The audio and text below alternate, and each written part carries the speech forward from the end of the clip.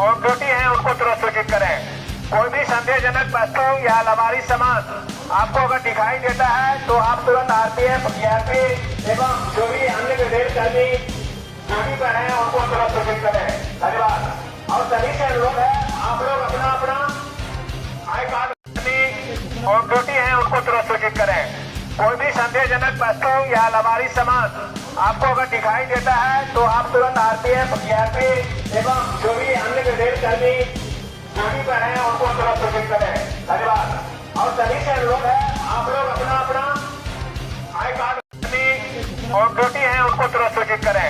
कोई भी संदेहजनक वस्तु या लावारिस सामान आपको अगर दिखाई देता है तो आप तुरंत आरपीएफ, सीआरपी एवं जो भी अन्य विशेष कर्मी ड्यूटी पर हैं उनको तुरंत सूचित करें। धन्यवाद।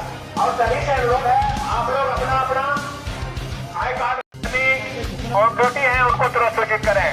कोई भी संदेहजनक वस्तु या लावारिस सामान आपको अगर दिखाई देता है तो आप तुरंत आरपीएफ, सीआरपी एवं